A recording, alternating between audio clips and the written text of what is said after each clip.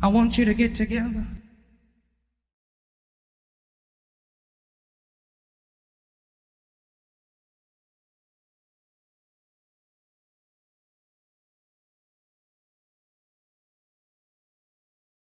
So yeah, I made a slideshow connecting parasites to demons, and I looked into this topic through a biblical lens, and I found a bunch of very, very interesting things.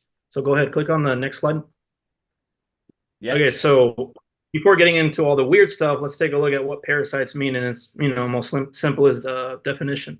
So a parasite is an organism that lives at the expense of another organism, the host. In general, parasites share the following features. Parasites are usually smaller than their host and are both invertebrate and vertebrate hosts. So yeah, basically they're an organism that lives inside of a host and they benefit from the host suffering, basically. So go back to the other slide. Oh, how do I go back now? There we go. There we go. Yep. So I looked into a lot of ancient beliefs on parasites and the spiritual world, and I found two very interesting ones. The first being Taoists. So go to the next slide. Those monsters holding dynamite. The what? It looks like they got dynamite or something in their Yeah, mouths. or a scroll or something.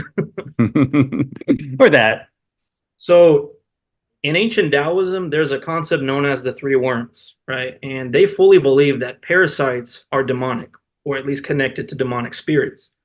So the three corpses, known as the San Shi or three worms, are a Taoist physiological belief that demonic creatures live inside the human body and they seek to hasten the death of their host.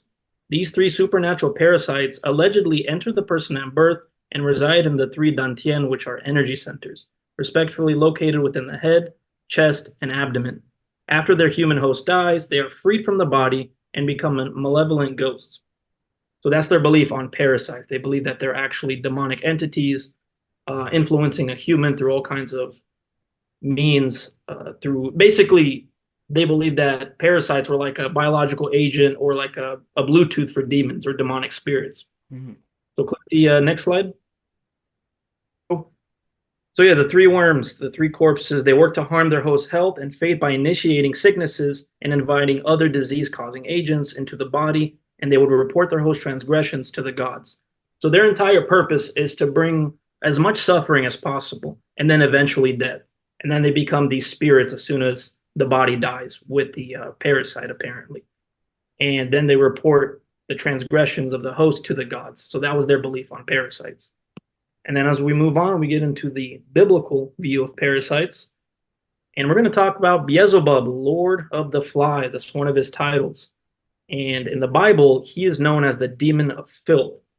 So the word Beelzebub means Lord of the Flies in Hebrew and Jewish literature. The name is translated to mean Lord of Dung or Lord of Filth. Beelzebub was also known as the god of Ekron. Ekron is a city inhabited by the Philistines within the Bible. And on the topic of flies, go to the next slide. So it's interesting that he's called, Lord of the Flies, Lord of Filth, Lord of Pestilence, disease, and suffering. Flies apparently can carry parasites that can harm humans and animals. Houseflies can carry over 100 pathogens, including parasites like pinworms, roundworms, hookworms, and tapeworms. They can also carry bacteria, viruses, and fungi. Flies can pick up pathogens from their environment, including dumps, sewers, garbage heaps, and then transmit them to humans. And in other mythological beliefs of gods that are, connected to filth and disease and pestilence, they kind of have the same view that their god of disease and filth can send pestilence in the form of flies and different kind of diseases like a plague basically to whatever nation that it wants to punish.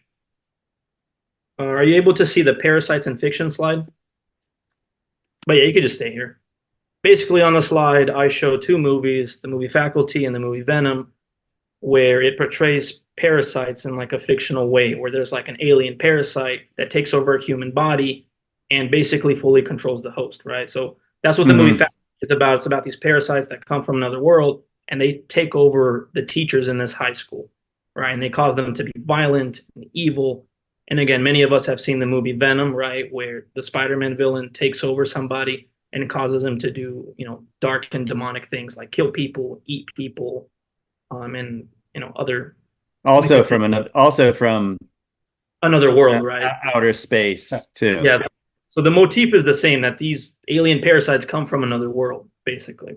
And if I remember Go ahead. correctly, in Venom, didn't the was it Eddie Brock? Is that the main guy? Mm-hmm. Yeah, I Yes. believe he was on his knees praying to God for an answer to kill Spider-Man Peter in a church. And at the same time, Spider-Man was at the top of the church tower ringing the bell, making the symbiote come off of him. And then it drips down and lands on Eddie Brock and makes him the new host. So I thought it's interesting. Yeah. There's a biblical reference there Well, as well. Oh yeah, well I think that's the comic book, and that's probably the Tobey Maguire Spider-Man 3. That's the way the story goes. It was funny in the current Venom movie. I believe that the scene before he gets the host, the Venom on him, the symbiote on him, he's doing meditation. He's like doing this meditation by like this new age guru, and I believe the shirt he's wearing is like this shirt that has the Eye of Horus on it. Right, of course. Probably not an accident they put that in the movie, that eventually he gets possessed by a demon right after that. But it's interesting, again, if you go to the idea of like the old world technology, the fact that the church bells heal Peter Parker of this demon, right? The thing that Interesting. That kills off the parasites from frequency, right? Mm-hmm. Yeah. Another biblical reference is Venom would always reference himself in like a plural form, like Yes. we are Venom, we this, we are going to do, like, kind of like Legion in the Bible, basically. Absolutely, definitely. But yeah, so when looking into this topic through a biblical lens, I realized that demons have a lot in common with parasites. Like they're pretty much identical. So go to the next slide. Okay. So demons within the Bible have been known to cause and influence suicidal behavior, like the account found in the book of Mark, chapter 9, verse 22. So in this account, a father is asking Jesus for help because his son is possessed by a demon. And this demon is basically casting his son into fire to try to kill it that way, and then trying to drown his son, right? Basically taking control of his cognitive abilities and making him commit self-harm. And so, yeah, demons within the Bible and within the beliefs of many other cultures were known to influence and cause suicidal behavior. And the psychiatrist Jerry Marzinski that me and Paul interviewed also talked about this, how the voices or the entities of his schizophrenic patients would always encourage them to harm themselves, right? And harm others, basically engaging in self-destructive behavior. Yeah. So go to the next slide. Well, what's interesting, me and Paul, just when we talked about the Tucker Carlson, his clips from those podcasts, on the last one, he was on the Sean Ryan podcast, like he literally mentions that the things are anti-human by logic. They're not from human. And we specifically mentioned like the kind of self-harm that only humans really do to themselves. And you have all these kind of things that we're doing as a society that are antithetical to our own survival and our own best interests. Therefore, it's likely to conclude that it's not from us. Not from humans. Kind of like Jerry said in an interview with me, he stated that the human spirit doesn't want to destroy itself, right? Like you can take a most suicidal person and throw him into a shallow lake. He's not going to try to drown himself. He's going to try to save himself, right? These thoughts of self-harm are not human because our spirit does not want to die, right? We are, God created us with this instinct to preserve our bodies and our souls, right? So it's interesting because I had a subscriber reach out to me recently, and I just had a 2-hour talk with her a couple of nights ago. Now she decided against releasing the talk because she doesn't feel like she told the story very well. But she basically told me a harrowing story of her son's suicide and the events leading up to it. And he was basically a man possessed. Is the only way I can describe the description she gave me. He was heavily seeped into the occult. He had schizophrenic tendencies, what Jerry Marzinski, would describe as the classic schizophrenic type, DSM-5 type of symptoms, but it's clear it was demonic, the influence, because he was literally making altars to gods and was covering himself in odd Egyptian iconography. He was acting like something that wasn't himself. This woman was telling me he would start acting incredibly flamboyant and strange, and moving his limbs in weird ways. With the way he talked, his voice would change, and in those moments of those episodes he was having, it's like, that's not my son. Like, I don't know who that was, but he would suddenly switch back to this sweet, kind, caring person again, but then he would become somebody else in an odd, strange way, and he would get clean from drugs, which seemed to be triggering for him, and then he would get back on track, and then he would relapse and fall back into this odd character again, who wasn't himself. And it got to the point where he kept wanting to leave and go. I think he wanted to go to LA or something. He kept wanting to leave and travel a really far distance, and he always kept getting stopped when they had these episodes. She obviously forced the police on him to arrest him just to save his life, basically. But he got to the point where he did end up in this place, and when he got there, he steps in front of a train. It seems like the thing inside of him was leading him to a point with the promises he believed he was going there to save people or something. Like there was something pushing him that I have to go to this place, I have to go here, I have to go here. And when he got there, he ended up, obviously, like I said, killing himself. And the whole story was, honestly, I hope she retells it and shares it so I can share it with you all. But I can only give you glimpses here, but that wasn't human, whatever happened to him. And I could see the occult through everything. She showed me his artwork and the way he drew himself during these episodes, because he was an artist, and you could clearly see something else was channeling through him.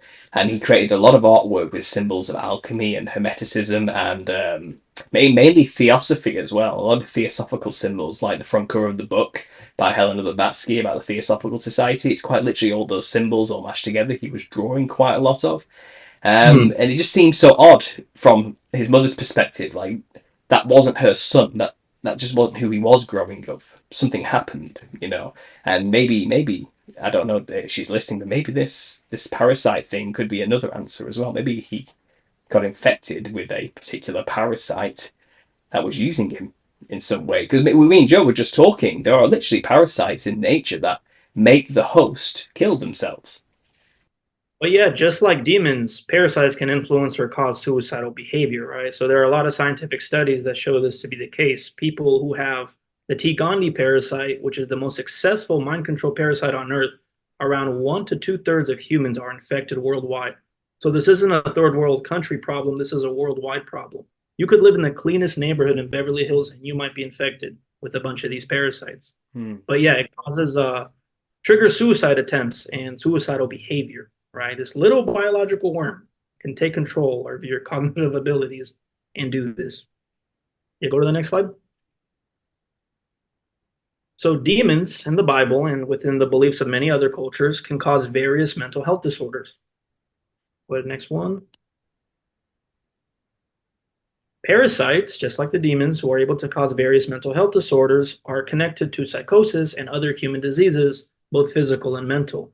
So there are studies showing that they can cause bipolar disorder, they can cause multiple personality disorder, they are connected to schizophrenia, they have also been connected to rage disorders within adults. And what's very interesting, they're also connected to child maltreatment, meaning those who mistreat their children or other children, whether it's physical or sexual harm, they are more likely to have parasites, which is crazy. If you have this parasite, you are more likely to get into accidents, car accidents. You're also more likely to be an adrenaline junkie, right? So basically, you're more likely to engage in self-destructive behavior if you have these parasites, which is interesting. So go to the next one. So yeah, they're associated with a lot of major mental health disorders.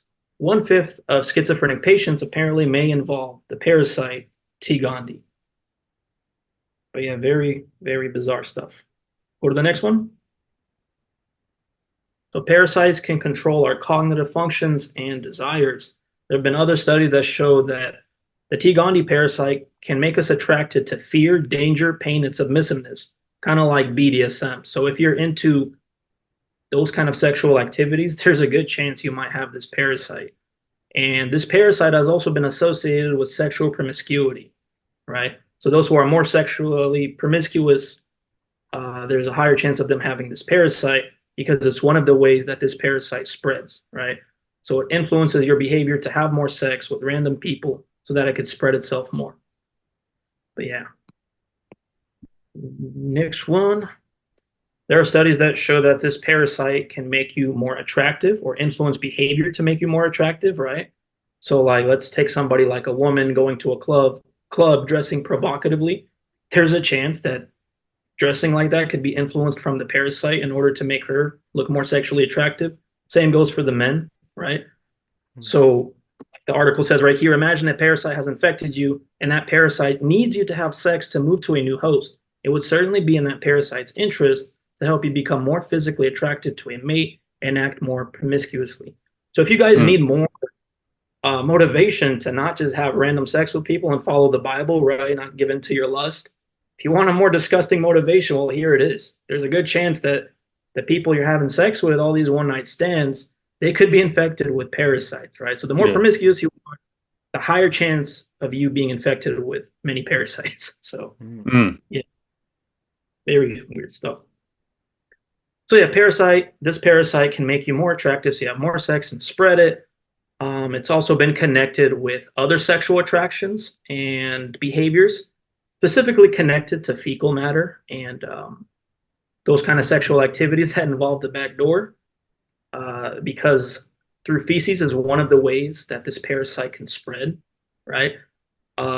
It's also, this parasite also influences fatal attraction, right, to fear and danger. And people who are into sexual violence are also more likely to have this parasite. But yeah. Parasites manipulate or can manipulate your eating behaviors. Some parasites, like tapeworms, can increase your appetite and food consumption, which can lead to weight gain. Microbes in your gut, including parasites, can manipulate your eating behavior to increase their fitness. They might do this by making you crave foods or crave more foods they specialize in or that suppress their competitors by making you feel dysphoric, right? Dysphoric until you eat foods that benefit them. So what kind of foods benefit them? Processed foods, sugars, processed carbohydrates, that is their fuel source, right?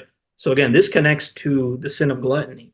This parasite influences you to eat all this sugar, all this processed foods. And I find it very interesting, right? Like on it's the most common advertisement you see, right? You can't go 30 minutes without seeing a fast food advertisement, on a billboard or like a YouTube video or anywhere else, right? We see it all day. I don't know how many fast food advertisements you guys encountered since you woke up, right?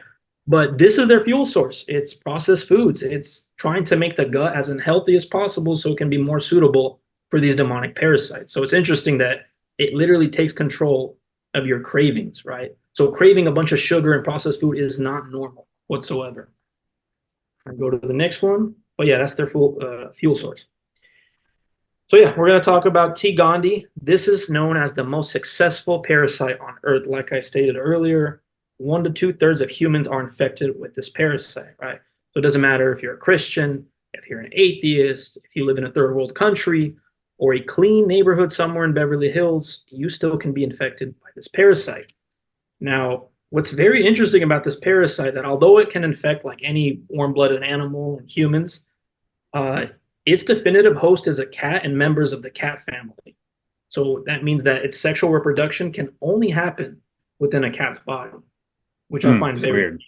No other animal is this parasite able to reproduce inside.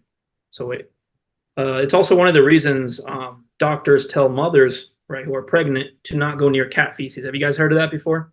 I think I actually have heard that. Yeah, I thought that's weird. Yeah, so the reason is because when the cat poops, all those little, what are they called? Oocytes, the little eggs, right, from the T. gondii parasite, ends up in the cat poop. And it's very dangerous to babies. It can kill babies, as and pregnant mothers.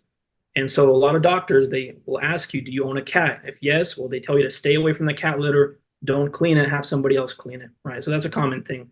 So a lot of you watching who are mothers who are pregnant, you probably know this because doctors most likely have told you to stay away from cat litter. But yeah, go to the next one. So after learning about the whole weird cat connection to this parasite, I started thinking about the ancient beliefs of cat worship, right? Or like, why were cats considered so holy in different ancient cultures, specifically ancient Egypt? And I thought that the ancient Egyptians worshipped cats as gods, but that's not the case. Cats were actually worshipped. They weren't worshipped as gods themselves, but as vessels that the gods chose to inhabit and whose likeness the gods chose to adopt. So they're not gods themselves. They were believed that they can be vessels for the gods.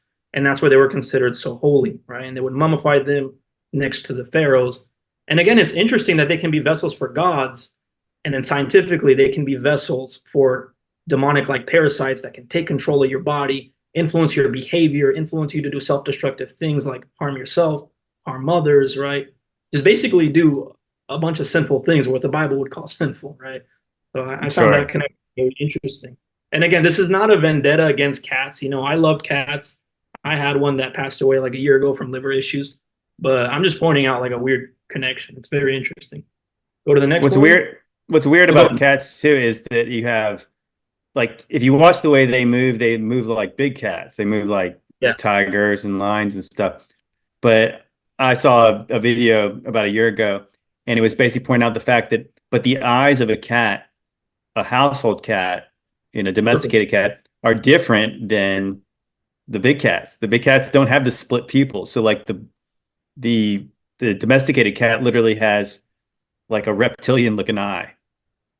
That's weird. Like snake. That's weird. I mean, that's really bizarre. When I saw that, I was like, yeah, because you would expect all the characteristics to be the same on these animals, just a miniature version of it. But obviously, there's something different about that. And I thought, I remember in the Mummy movie, there was a point where like the mummy was trying to like regain physical form, and at one point, like the cat scares the mummy. The mummy was like terrified of the cat. Yeah, it was just like obviously it's not really explained other than just like we know there's this connection with the Egyptians and cats. It's funny. The belief that are vessels for gods, right? Yeah. And I did just. Have you guys seen the movie The Fallen? Which one? Fallen. The Fallen. No, I don't know one. Okay, so that movie is about the fallen angel Azazel taking over a human host and basically causing them to kill, right? Becoming a serial killer. And at the end of the movie, when that host dies, right, and Azazel is freed, he inhabits a cat. That's the ending of the movie, which is interesting. I just want. Well, there's even what's in the Men in Black. I think the first Men in Black movie. Yeah. They're trying to get Orion's belt, and I think the cat's name Orion. I think it's wearing some like little collar or something like that that has a whole universe attached to its collar. Well, isn't it also common in stereotypical mainstream Hollywood witchcraft that the familiar a witch always has is a pet cat of some kind? That's they always have a familiar, don't they? Like witches and warlocks. Yeah, I looked that up, and apparently cats. According to the belief of ancient witches, their little cat partner, specifically black cats, were like a shape-shifting demon or something. That's what they believe. So that Fallen movie you're talking about, just think about the Smurfs. So Gargamel has a cat, and the cat is named Azrael. It's pretty close. It was even in the movie Cinderella. The cat's name in the Disney movie is called Lucifer. Oh yeah. That's right. We're making some connections here. But yeah, so ancient Egypt and demonic parasites. So now that we know that cats were not considered gods, but vessels for the gods, I found it also interesting that a lot of Egyptian pharaohs and royalty had that serpent symbol on their headdress, right? Coming out of their head. And there could be a chance that little serpent could be a parasite, right? That's controlling the pharaoh himself, right? Like a demonic god. I never that's thought controlling about the human. But I think that's a fascinating concept because people have always equated that to being a symbol for the third eye or something like that, or like the what's it called, the serpent energy that goes up the spine. What was the name? The Kundalini energy. I like that kind of metaphor, right? Yeah, like a culminating into the pineal gland and accessing the spiritual realms, and I think people always equated that to be that, or if not that, people would say it's a marker, a symbol of the bloodline, the reptilian bloodline of some kind. The Nephilim, let's say, but that concept that it's actually just a parasite controlling their mind, I think that's really fascinating. And have you ever seen Naked? Is it the Naked Lunch? It's I'm gonna have to Google this. I'm sorry, guys, and I know it's going to come from the screen. It could also be like serpent, as like it's the serpent's obviously associated with knowledge. So it could be all the above. It could be third eye. It could be knowledge. It could be it could also. But of course, they'd want to think it is something more grand than having worms in your brain. So it was William S. Burroughs who wrote the book called The Naked Lunch, and it was about basically a heroin addict's descent into madness. and he ends up communicating with regularly and seeing these reptilian people, these entities. And they had a proboscis which comes out of the forehead, or I think, or something like that. And it was basically a parasite that came out of the forehead. And I think the real stuff that comes out quite a lot in conspiracy circles. I think even Donald Marshall, the cloning center guy, came up with a lot about this. But he says the parasite comes out of the forehead of the reptilian monster, and that monster just dies. But it's because all of its consciousness is in that parasite that just came out of its forehead, and there's nothing else to it, And I thought that was fascinating because that's symbolically speaking, that's what's going on right there. That image you're showing there, there's a parasite coming out of the forehead of a possibly reptilian hybrid bloodline, and the consciousness is of the true entity controlling that vessel is seated in the parasite. And that's what we're trying to say here, isn't it? That parasites are demonic in consciousness, or perhaps conduits for demonic consciousness. And when you are parasitically infected, you are technically possessed by the consciousness of demons. Something like that. So it all kind of connects in some weird way with all these other things that I was just noticing and firing in my mind right now. But sorry, go ahead, carry on. Should I go next slide? Oh, no, stay on this slide. So that's possibly the possibility, is that the serpent represents a demonic parasite taking over the pharaoh, controlling the pharaoh's body. And that's actually how parasites work. When they take control of your cognitive ability, specifically the T. gondii parasite, it coils up in the brain, like near the pituitary gland. And that's how it's able to influence your behavior, your actions. And it's possibly what's going on in this picture, right? So at the bottom, it says, were cats honored in ancient Egypt? Yes, cats were considered holy and vessels for the gods. How is toxoplasmosis spread to humans? One of the big ways is through cats, right? That's how you get this demonic parasite, basically.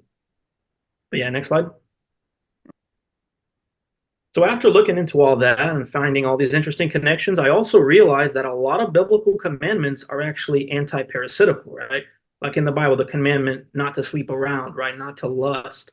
It protects you from being infested with infected with parasites, right? One of the biggest ways to kill off parasites is through fasting. So in the book of Matthew, chapter 17, verse 21, there's an account of the disciples trying to cast out a demon, and nothing seems to be working, right? Which is odd because they were able to cast out demons before, but this case is a little different. And so Jesus comes to them and he says, this is different. This kind of demon is a lot stronger, and this kind goes out only by prayer and fasting, right? So again, if parasites are like demonic biological agents that, are controlled by demons, and that's how they're able to cause all these physical and mental ailments, then it makes sense as to why Jesus said this kind will go out by fasting, right? Because fasting kills parasites. So all textbooks and treaties dealing with the subject of reading parasite stress or parasites, they stress the importance of fasting, right? Because it kills parasites. And that's why often, I don't know if you guys fasted for a few days before, or even a day, right? You've never fasted before. You'll notice that you start experiencing mental clarity and certain ailments, maybe even your vision is getting better, right? And that's another thing. Like I said in the beginning, parasites are able to cause all kinds of physical ailments, just like demons, right? So in the Bible, demons were able to cause deafness. Parasites can cause deafness, according to a lot of studies. Parasites can also cause blindness, just like demons in the Bible, right? They can cause cancers and all kinds of issues, basically. Virtually every issue can be connected to parasites, which is crazy, right? And so fasting is one of the best ways to kill off parasites. And this is why Jesus said that there are certain demons that you can't just get rid of by casting them out in my name or just by praying. He says you need to pray and fast. Well, that's interesting because even the way that, I would have read it, or I have always read it, like the person trying to cast the demon out needs to fast, but perhaps he meant the person with the demon needs to fast. The person with the demon. Because you know what I'm saying? Like that you would have just assumed like, oh, you're not doing it right. You guys need to fast and come back later and then pray. But yeah, it actually kind of makes more sense in the context where like you can't cast this kind out. They need to fast and they need to pray, and then they can be healed. Exactly. It's funny because in the past I would have always assumed that the necessity of fasting to cleanse demons from the body was more to do with taking away from the demon the thing it's using your vessel for. Do you get what I mean? So in a way, it leaves you behind because you're no longer partaking in that particular thing that it was using you to enjoy. You kind of cut off.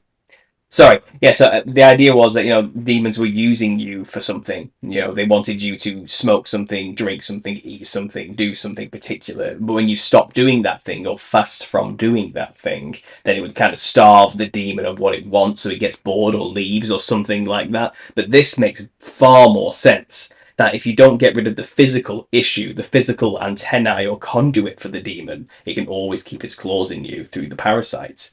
This massively explains fasting and the necessity in a biblical sense in ways that blew my mind. I just thought I'd say that. Anyway, go ahead. Yeah, we talked about fasting being very important, right, to cast out demons and also to cast out parasites, right? So it's interesting that that's the same. So the concept of fasting is actually missing in a lot of modern Bibles, especially English Bibles. I think it's also missing in a lot of modern Bibles, throughout the world, whatever language it's in. So here's an example, right? Matthew 17:21 is missing in NIV and I believe also ESV and a bunch of other English translations.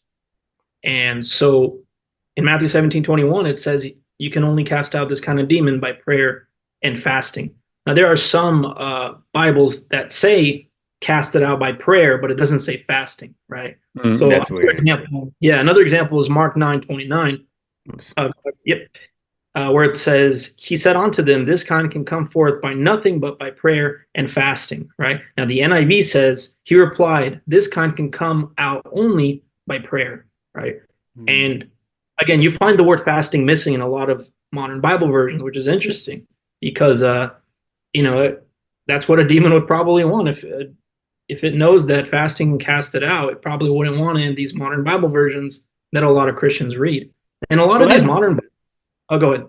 I was going to say that's like that translation. This kind of can only come out by prayer. It's kind of like, isn't that kind of what they're doing? Like, what do you mean it can only come by prayer? It's like it does seem like they've been doing that. They've been praying to get the demon out. That seems kind of like that's not a lot of help.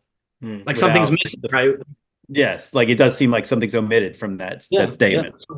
Well, this is huge. This is a huge condemnation for the NIV here, though, to omit something so important. This is damning of that translation. Like when you, the Bible has warnings, right? The Bible has warnings. What happens to those who omit verses, right? To the scribes who omit these things, right? Well, it's funny because people always argue in the millennial kingdom realm, like, well, how would the Bible have survived in such a realm of like complete control by Satan? Why do you think your book's so special that it wouldn't have been corrupted? And we're showing you here, they're making attempts. They're trying their best. Like they're doing things, It's not like, but we know there's a core message that, and so many copies, it's very difficult for them to fully erase it from history. It would have been impossible, in fact, to erase the Bible from history. It's the most read, most copied, most vast book in the world, But what they can do is, we'll just create new versions. We'll just I think it's subtle. It's more subtlety that they kind of remove, or like, because obviously these are translations, and some of them I would believe are the best faithful translations they could do.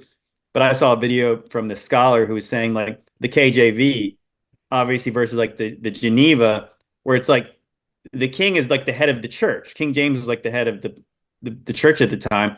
And so it's like we don't have a position for like with like when kind of like the biblical structure of a church.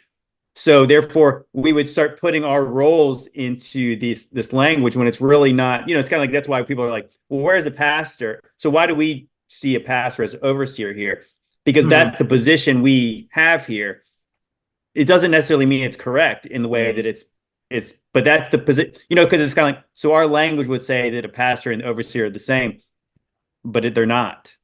Yeah. But that's the word that would be translated because that's the word we have for it. So I think that those kind of subtleties, I think that definitely are, because they don't want to change our whole structure of our church, Yeah, absolutely. So go ahead. There are hundreds of Bible versions, right? Or English Bible versions. And in order to, when talking about, a lot of these Bible versions are copyrighted, right? So NIV is copyrighted, ESV is copyrighted, KJV is public domain, and other older Bibles are also public domain. I believe the Septuagint is also public domain, right? The Orthodox Bible. So again, I don't think it's right to have God's word copyrighted, right? It belongs to everybody. But what's interesting about the whole copyright thing, when writing a book, in order to have a copyright, you have to have at least a 10% difference from the book that you're copying from, right? So let's say you want to write a version of Lord of the Rings. Well, it has to at least have 10% or more. So what does that mean for these modern Bible versions? It means you would have to omit verses, right? And as the years go by, it keeps getting watered down more and more and more. Just like you see right here. Yeah, NIV is missing verses, right? Specifically fasting. And yeah, so a lot of these Bibles, and in fact, a lot of these modern Bibles that a lot of Christians read, a lot of my friends read, they're younger than them, right? So the ESV, for example, it was created in 2001. So I'm older than the ESV. The NIV was created in the 1970s, right? So a lot of these Bible versions were recently created. There's so NIV, but the NIV, I remember my buddy who liked the NIV, but he was saying there was an NIV that was before 1984 that was better. Like, and then I think after 1984, they started changing it and they started making like, gender pronouns more neutral and probably doing stuff like this. And that's why like most people who know better don't rely on the NIV anymore. So again, like the Bible says, it's the scribes peddling God's word for money, right? Like taking out verses, making it copyrighted and selling it, right? You go on the NIV website, you'll see the little copyright thing. But, well, that's the way. Yeah, so it's like likely that they just say, well, this is a better translation, but I have to change it enough so I can sell it. Yeah. I mean, that's obviously, that sounds horrible. It's wicked. Yeah, it's a money thing. And it's interesting, specifically fasting is what's being removed from a lot of these versions. I think this is a huge smoking gun for the kind of things they want to keep from us. Like I said, they're clearly hiding the importance of parasites here. So just a shout out to the chat here. Someone called Lani said something which is very interesting. And I don't know if you've thought about this already, but I think maybe you're getting to it.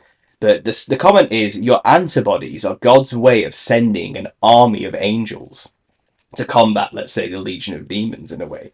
Metaphorically speaking, and perhaps literally speaking, could this have something to do with it? Is this where maybe the idea that people who can kind of cure themselves through intent by just keeping a positive attitude in some way, or belief, having faith in God that will cure all things? Does that produce antibodies in some way that combats parasites? I don't know. I'm just literally spitballing here from that comment. That comment just rung out to me. I thought that was really interesting. That is. It's kind of like that's the purpose of prayer. Prayer destroys the demons in its spiritual form, right? It casts it out in the spiritual form, and fasting kills the physical part, which is the demons like Bluetooth or biological agent, which is the parasite. And so I think so. I mean, by prayer, you're tuning into something good, right? You're tuning into God. And why not? I mean, throughout the Bible, he's changed people's physical ailments, right? Like Jesus was healing people with his power, right? So it's possible that it is creating antibodies, right? Like, how did Jesus heal the blind man? He spit on the ground, right? And dirt. Is that what happened? Yeah, rubbed dirt in his face, rubbed dirt in his eyes. It was like his DNA or something like that. I don't know. That part was interesting.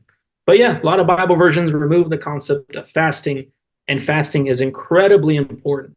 And another thing to say is, because fasting is a concept that's removed from a lot of these modern Bible versions that these churches read, and removed from the teachings of a lot of these churches as well, especially the Protestant churches within America, it makes sense as to why Christians, statistically speaking, in America are the fattest religion, meaning atheists are healthier and fitter.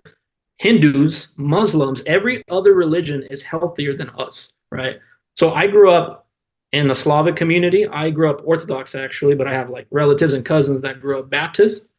And there's a lot of Baptists from where I'm from. I used to live in Sacramento.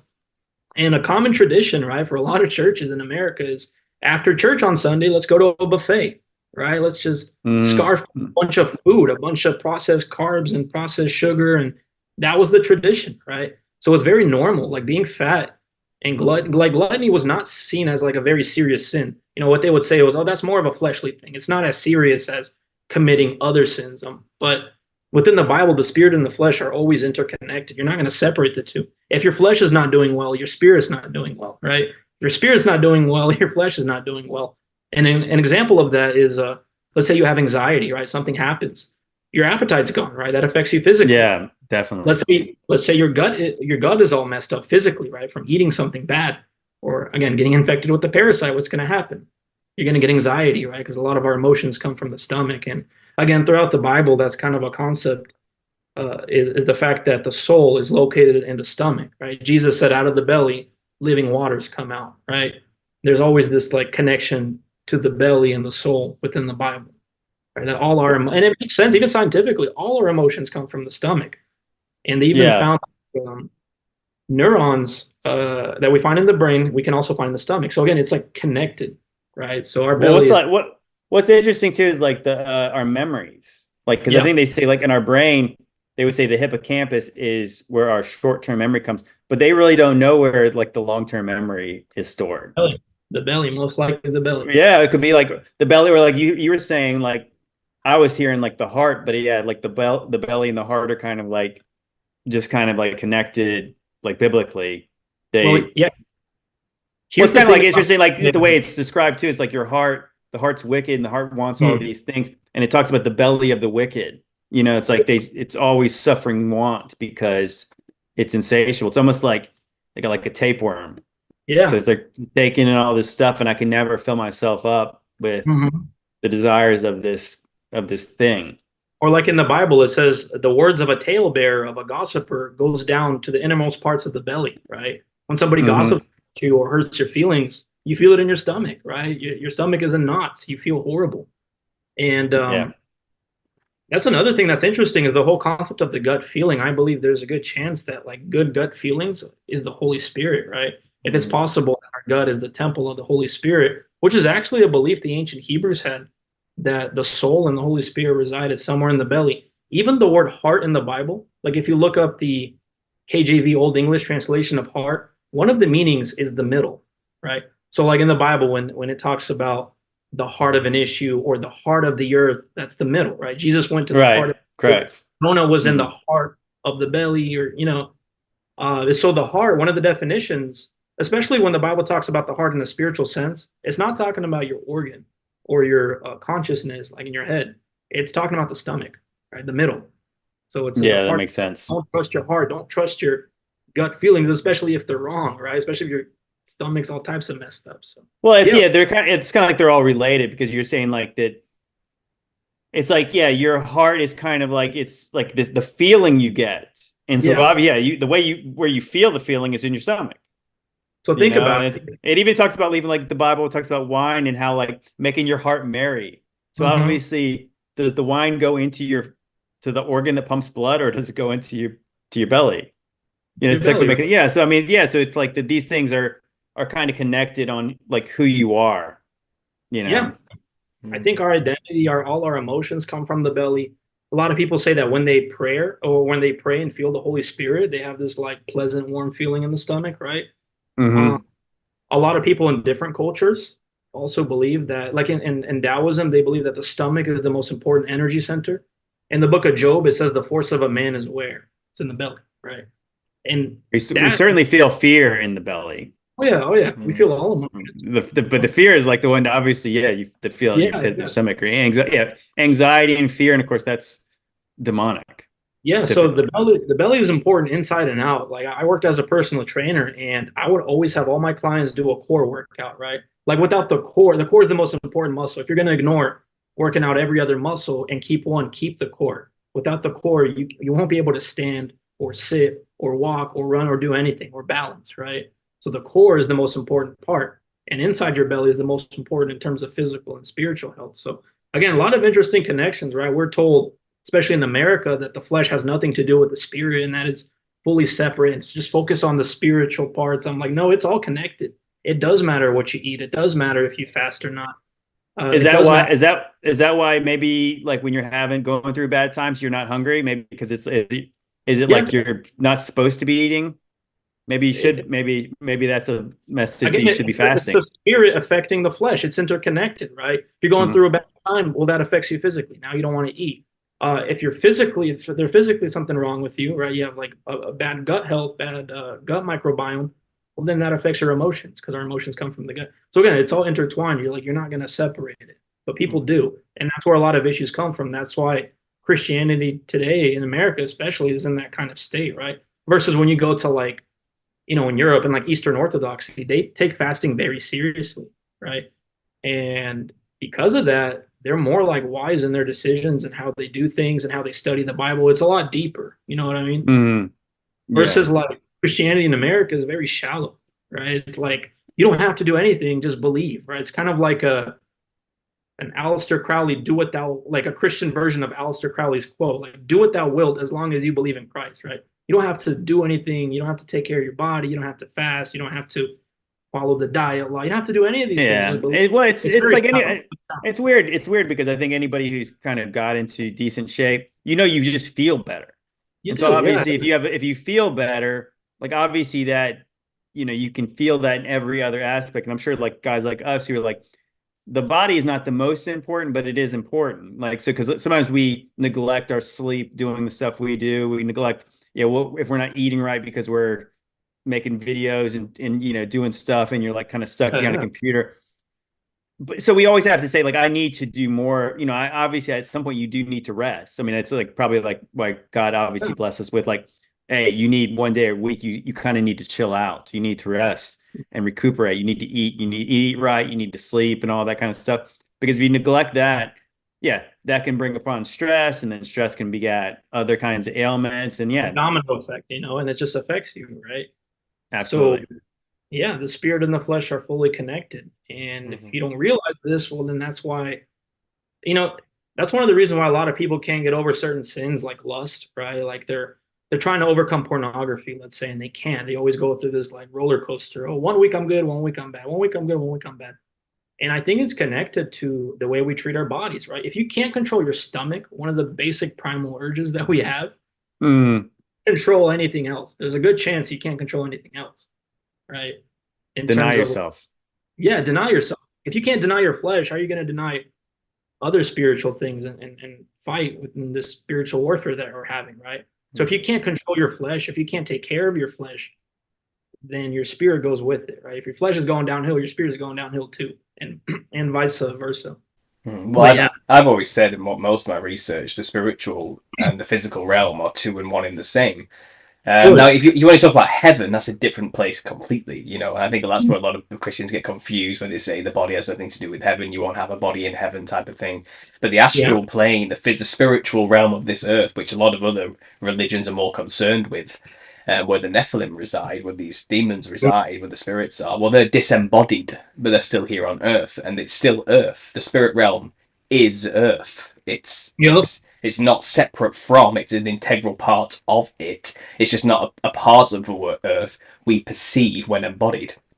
But it's there. Yeah. And it's like I said, I call it the pipe work of reality. It's like the plumbing of the universe. It's kind of like the wires behind the scenes of the mainframe. Like you're not supposed to see it, but it needs to be there in order for things to work here, and what you do in the physical is a mirror of what's going on in the spiritual. It's the same place, there's so when you start manifesting illness, and then the same thing is mirrored in the spirit realm. Something's happening there too at the same time. They're completely interconnected. Exactly. Yeah. So I just thought I'd interject there, but yeah, carry on.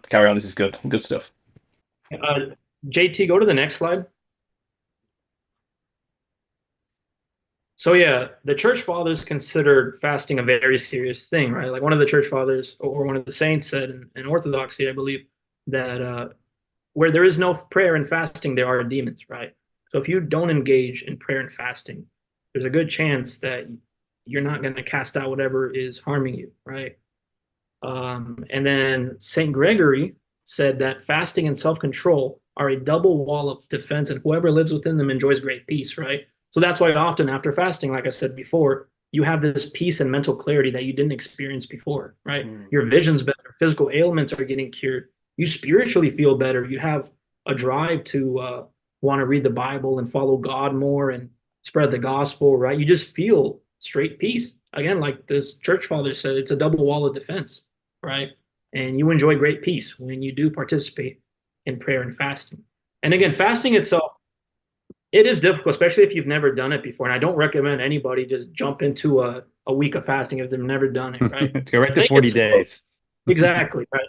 So if you're the kind of person that eats breakfast, lunch, and dinner and snacks in between and midnight snacks, I would suggest at least skip the snacks and skip breakfast, right? Hydrate. And if you could do that and no problems, no medical issues, okay, next time or next day, next couple of days, next week, try skipping lunch too. If you could do that, try skipping dinner, go for a full day of no eating, right? If you could do that, try a few days.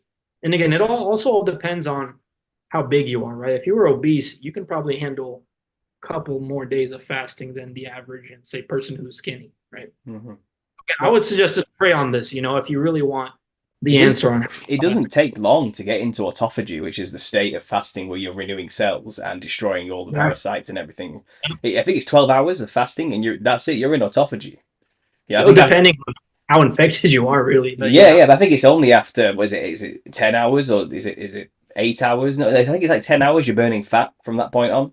You're burning fat reserves, and you've used up everything in your stomach from that point for reserves, and now you've turned to the fats, and then after, like, I think it's like 14 hours, you're now renewing dead cells.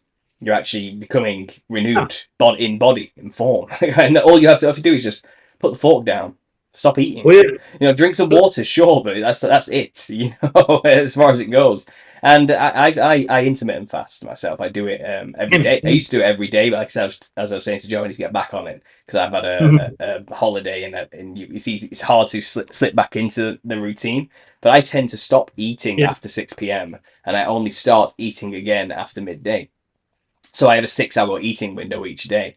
And, I'm not saying I'm perfect, but I don't necessarily always eat healthy in that 6-hour window. But I do find the fasting in between helps me maintain a level of energy, a clarity, and a general sense of well-being, which I don't have otherwise when I eat after 6 p.m. And sometimes I go longer than 12, past 12, and I think the longest I've done is something like a 43-hour fast or something like that. And you do have to build yourself up through practice, through intermittent fasting first, I find. Make it a part of your life and daily routine. It doesn't have to just be go hard or go home. I'm going to fast for 3 days and kill every parasite at once sort of situation, Sorry, go ahead.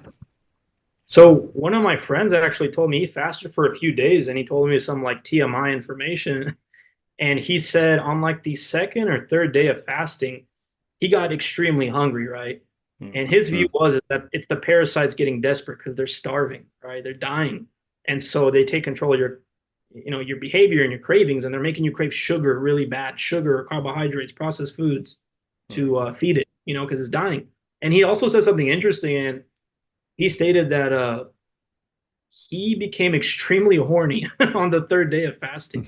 Interesting. He said he thinks this is the parasite influencing this behavior, right? Because that's one of the ways they spread is through sexual activity, right, with other people.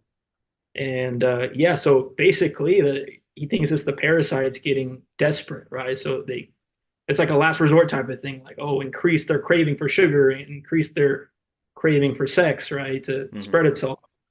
So I thought that was interesting. I think I did 2 days once, and then on the third day I was supposed to do like only fruit.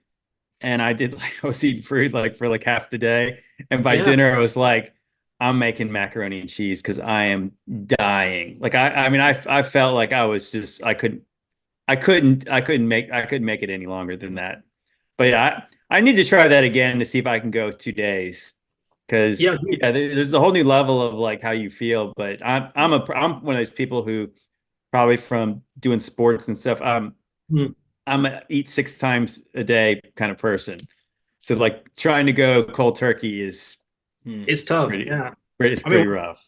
What's interesting is like one thing you'll notice if you've never fasted before, like my first time fasting for like 2 full days, right away I wasn't craving healthy food. I ate everything inside. I was eating chocolate with like some Russian soup and like just a gosh. And I'm just trying to eat as much processed stuff as possible, which is weird. And thinking back on that, I wonder if that's like the parasites kind of like influencing your craving for like a lot of sugar. They're like, oh, you got to eat. We're starving like crazy, right? But we need more fuel. That's kind of how I see it. And that's a lot of people who do fasting for the first time. They'll notice that their craving for sugar increases a lot, especially if you only do it for 2 days. If I were to do it for multiple days, I think I wouldn't have that craving. If I at least did it, let's say for 5 days, my first time, that craving for sugar, I believe, would be gone. I would just crave normal food. So I thought that was interesting. Yeah, looking back on that. Well, I found that if you do it daily, and like I said, just maybe you reach autophagy for a couple of hours a day. So do a 16-hour fast every day for 365 days, for a year. Then on a daily basis, you're chipping away at the parasitical infection inside of you. You're killing them off slowly, bit by bit. And I found when I was in that mode, and I'd say I've been doing it for a few months, if I got to 12, my body clock is like, okay, it's time to eat. And it knows because of routine, and sometimes the hunger doesn't come now. Sometimes, it hits midday and it's like, I don't really want to eat. I can still keep going. I'm not hungry. And I've got energy. Yeah. Yeah, and eventually you get past those horrible, strong waves of cravings that just overtake you. Wait 15 minutes. Guarantee it will stop. No, it seems to be how it goes. They don't have. It's like if this is the parasites doing this, they haven't got much energy themselves to keep going at you to move and make you eat. It's like they burn out too and they crash. Their behavior, cravings. Yeah, very true. Isn't it really common as well for people who don't fast that at night time they crave sugar? Is that a thing? Yeah. But people seem to I remember I used to for some reason it comes like 8 p.m. or 9 p.m. I want to eat a full chocolate bar for some reason. Yeah. It's a raging desire as well. It's kind of like it takes over you. It's like I've got to eat some chocolate now. It's one of those feelings, you know what I mean? And it's not you. I know it's not me. I'm like, why? And I eat the chocolate bar and I feel really bad about myself afterwards. I'm like, why did I just do that? I feel like I've been used. That's what it feels like, And maybe it is. Maybe this is what's actually going on. It's just interesting. So go ahead. Go ahead. So continuing the topic of biblical commandments being anti-parasitical, the diet law is also anti-parasite. So within the Bible, the book of Leviticus and Deuteronomy, God gives us a list of animals we should be eating and shouldn't be eating, right? So one thing I found that's interesting about the unclean animals, the common thing they have with each other is the fact that they're all bottom feeders. They eat dead carcasses and dead animals and garbage and feces, right? And scientifically, unclean animals within the Bible are more likely to be a haven for parasites, right? Like pork. We've all heard of pork worms and pork parasites, right? Specifically associated with pork. Shellfish, right? A lot of shellfish also contains parasites because they're like the bottom feeders of the ocean. They eat whatever and they become havens for parasites, and people eat these products, and that's one of the ways they become infected. So the diet law is anti-parasite, which is very interesting. But next one. It definitely does put it into context, doesn't it? It just seems like such an arbitrary law. Don't eat shellfish. It's like, why? Why? It's such an odd thing to say, isn't it? Like of all the animals, it's like of all the animals. It's funny. Just not. It's funny. One, Go ahead. I think Jay Dreamer Z, we were doing a thing, and he has this thing about shellfish, and he's basically saying like they're like insects, they're like the ocean. It's basically what they are. It's like kind of like. Yeah, like a cockroach and like a lobster are really not all that different. Yeah, so I do follow the diet law because it practically makes sense, right? Like a rule of thumb is just follow what Jesus did. Did Jesus eat unclean animals? No. Well, there's probably good reason for that, right? And although the Bible doesn't give us the broad reason or the specific reasons for a lot of the commandments, it says in the Bible that the Spirit of truth is going to lead you to all truth, right? So if you want answers for why you should follow this, well, God's going to lead you to these answers, and I believe He's led me to figuring out this kind of stuff, right? So another commandment in the Bible is that God tells people in Leviticus or His people to salt every food offering that they have, meaning put sea salt on every single food item. And maybe we don't oversalt things. Maybe you guys undersalt them. Here's the thing. There's a difference between natural sea salt and table salt. Table salt is horrible. It's full of caking agents and preservatives. Sea salt is good for you, right? Natural sea salt is. And so there are scientific studies that show that a diet high in sea salt could protect against invading microbes and parasites, basically kill them, right?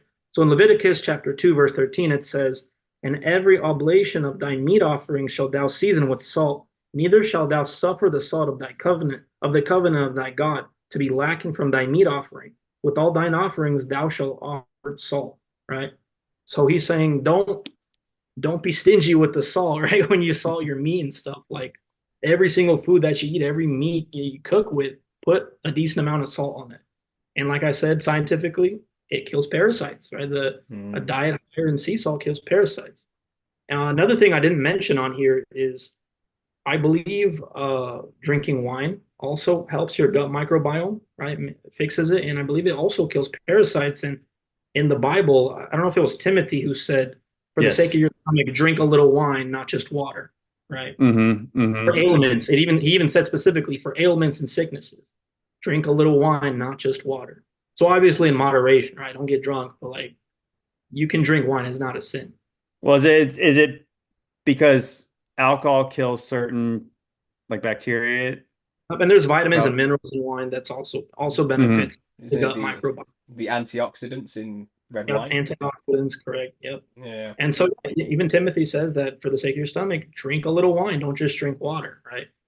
And what was I going to say? Yeah, next slide, I guess. It's funny because red wine is definitely my drink of choice if I was to I drink. love red wine. I don't like anything else. Red wine Yeah. is my favorite. I don't really drink anymore. I don't have time being a father. I just don't. Yeah. Like I just don't even. I can't even imagine being drunk anymore because what if I need to go? What if something happens and I need to drive? You know, it's one of those type Yeah. of things. I would never risk it, but I do. I do. When I did drink regularly, it was always wine, red wine. I always looked very Mhm. strange to everyone else around me. You know, drinking lager and spirits and things like that. I was always Hmm. the one with the glass of wine in my hand. And yeah, maybe there's a good reason for that. Maybe the Lord was moving through me and I didn't even realize it at the time. Who knows? Yeah. Yeah. I mean, even in the Bible, it says that God made wine to gladden the heart of man. So it's also for our enjoyment too, in Mm. moderation, right? That was one of the first miracles Jesus did for the wedding. It's not like it's only for medicine, right? It is for your enjoyment, Well, relax. it says multiple times in the Bible that it's like I said, it's to make your heart merry. So I mean, it's Exactly, right? It yeah. was made There by is God, and He blesses it, right? So yeah, they were this drinking was at a wedding. They were drinking at a wedding because it makes your heart merry. well, the Baptists say it was Welch's grape juice that they were drinking. Yeah, actually, Demon Racers and I had an argument about that, and I was just like, it's funny because even like some people would say, well, it's the older wine gets fermented, and that's what it is. But specifically in Acts chapter 2, when the Holy Spirit descends on them after Pentecost, Yeah, they get accused of being drunk on new drunk off wine. wine. Yeah, But exactly. they say I think the translation says new wine. They're too full of new wine, Yeah, and that's and when grape juice doesn't heal your gut microbiome like wine, so it's definitely alcoholic wine. It's not Mm. Welch's grape juice. But and yeah, Noah got drunk off wine after he exactly. made a vineyard, and so the wine Wine back is in Noah's wine. day got you drunk. I would say Yeah. that wine's always probably been wine. Yes, it's Yeah. been wine is wine, right? So yeah, this was the end, and I believe the Bible does mention these parasites, and I think it calls it the worm that never dies in the book of Mark, chapter 9, verse 46. But yeah, that's all I got. Mm. Well, we were just saying before while you were off, I was saying what's interesting, Lord of the Rings, you have Wormtongue is the one who is like possessing Theoden, like the king. Remember, he's all like demon possessed, and he has to be cast Is him it when he out. opens his mouth and that little worm's out there? Right? Is that Well, no. There's the evil looking character. He's real kind of slimy looking. He's got dark oh, black hair, real that's pale right. skin, and his name is Wormtongue. And he's Yeah. like the one who is got this spell over the king, and the king looks all old and decrepit, and then he gets cast out of him, and then he becomes like he was before. Okay, I yeah. said Okay. I remember. pretty interesting that it's the worm tongue, and I couldn't help but think like when I was preparing for this, I was watching some videos about that, yeah, parasites are demons, and they were Yeah. mentioning the zombie snail, the zombie uh, cicadas, and the zombie deer. And the zombie deer were like literally unaliving themselves, jumping off a bridge, Mhm. jumping off cliffs. There's like video of it. It's obviously it's really horrific, and I couldn't help but think when Jesus casts out Legion. Yeah. Legion doesn't want to go to the pit, so he says, "Send me into the pigs." And what I do the heard pigs do? they The drowned pigs themselves. they immediately go down and drown themselves. Yeah. You know what's interesting? Speaking of the whole parasite thing, the T. gondii can also affect like other animals like crickets. And there's something called cricket suicide where the parasite takes control of the brain and body and forces the cricket to drown itself, and then the parasite comes out and infects something else. So it's interesting that the pigs chose to drown themselves. and free the demons, right? Mm. Yeah. Fascinating. Well, that was a great presentation, Faxley. Thanks for doing that. I really appreciate that. I have so many questions. The first one that immediately comes to my mind, and what I'm wondering immediately is, do we know where parasites came from? Do we have a scientific explanation for the origin of the parasites, like as a concept, as a thing, or is it one of those Yeah. things that we assume they've just always been there? They've evolved with mankind, and sort of. But I don't know. It's such well, because when you see them up close, and like the Yeah. thumbnail I made here, they look like demons. They look like monsters. They look like what you would imagine a demon to look like if you were to actually see one in person, you know. But they are microscopic, invisible to the human eye, you know. But when you look at them, yeah, they look like creatures from the void, from some kind of Lovecraftian horror, Yeah. you know. They are actually like monsters, true Yeah. monsters. Very weird looking things. I believe maybe this is how they're able to thrive, you know, after the flood when the physical form of the demons and the gods were wiped out. This is how they thrived, right? This is how they controlled people, controlled the pharaohs, maybe with the whole serpent thing coming out of his head. Absolutely. I want you to get together.